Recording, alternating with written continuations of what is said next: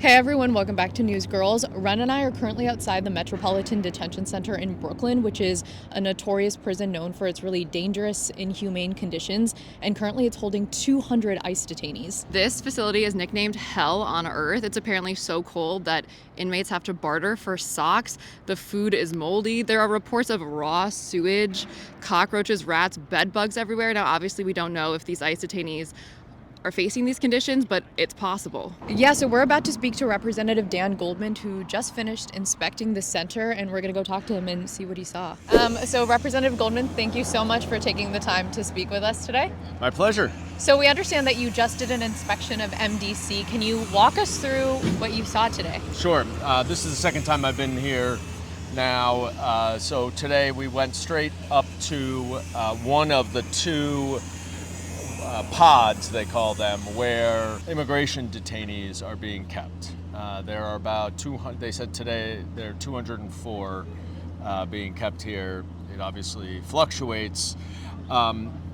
Because we had come here once before, we met with one of the inmates before, and we told him to spread the word that if anybody needs any assistance, that we're available to help. And so we actually were able to sit down and talk to three of the different detainees who are in here. All three of them have no criminal history whatsoever. Two of them were following all of the requirements, and they were arrested at a check-in that they were obligated to go to, and they have met every check-in. One had an ankle bracelet on. They're applying for asylum. Another one had a work visa and temporary parole status because he came from Ukraine, but that expired, and he was arrested on the street, even though he's been paying taxes and he owns his own construction company. Wow. So these are the three we met, and these are the examples of who ICE is detaining. It is the opposite of the worst. These are people who are coming here. Two of them were from the country of Georgia, where they are very much concerned about the new government there and being persecuted because of their political affiliation with the old government. One, as we mentioned, he's a Russian citizen, but he was living in Ukraine. And he's very concerned that if he goes back to Russia, he will be persecuted during this war, and they're waiting for their status to be determined. But instead of waiting out, within their community and with their family and friends, they're in a criminal prison. Literally, this is exactly where the pre-trial criminal detainees are kept. Diddy was here, Maduro is here. They're in the same situation as these charged serious criminals, and they have no criminal record.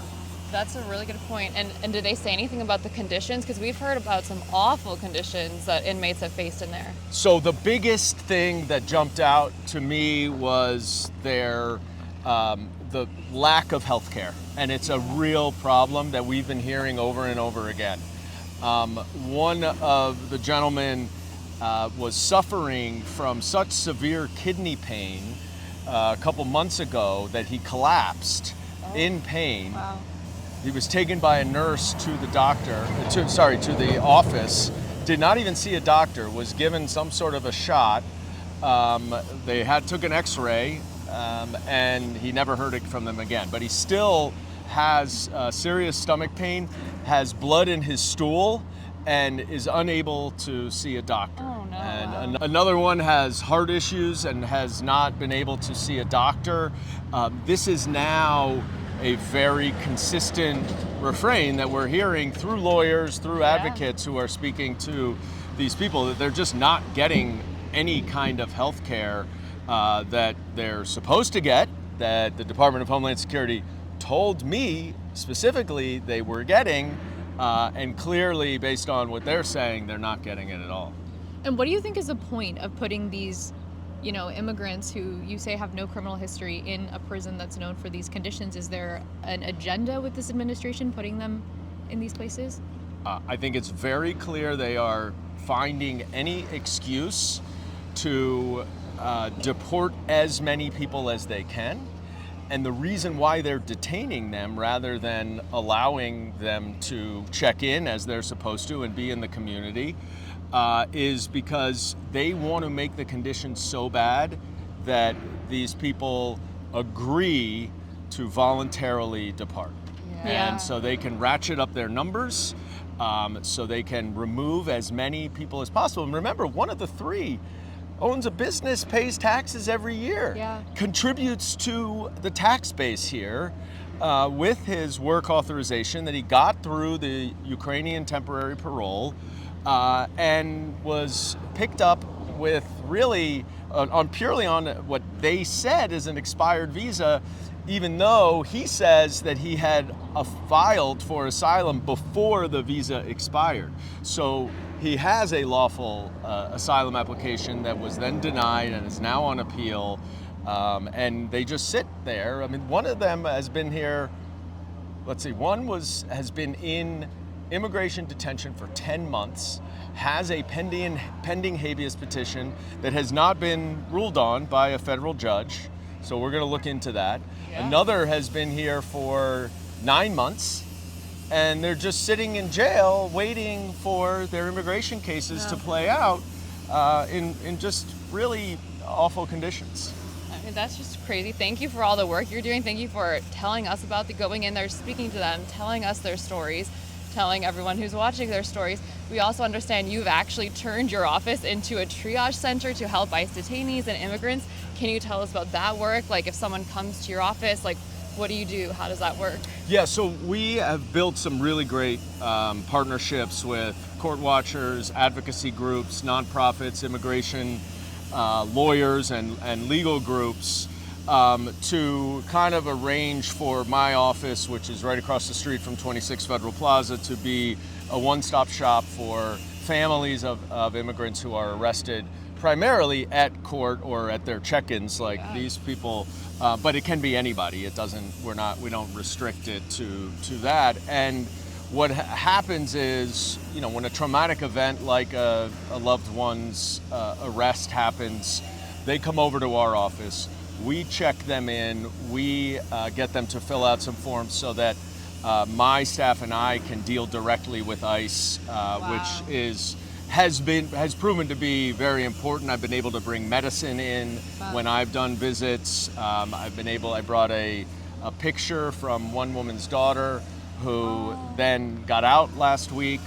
And so we're able to provide the necessary support services for their kids. And then there are lawyers working out of the office independently who are immediately filing habeas petitions, which is essential to do very quickly. And just last week, the 30th person who has come through our office was released.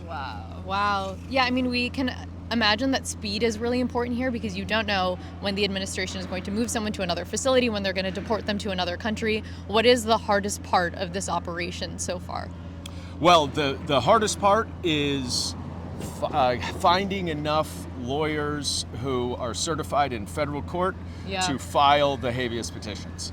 And as you point out, you got to do it fast, because if they're moved out of the state, then you have to file the habeas petition wherever they are. Yeah. So we're now starting to build relationships as well with lawyers in New Jersey, because a lot of them are going over to Delaney Hall in New Jersey to try to address that issue. But speed is of the essence, and that's why having everything in the one-stop shop is really helpful, because everything can be done very quickly right there. Yeah. And last question, we know you've been championing some legislation trying to restrict ICE's special privileges, trying to make them have to kind of announce themselves, wear some insignia. How is that going? How is the battle in Congress going? Well, we are battling, I can tell you that much. I mean, it was back in May maybe, when I first encountered these masked, plainclothes, unidentified ICE officers in federal buildings waiting for people to come out of courtrooms to arrest them. Yeah.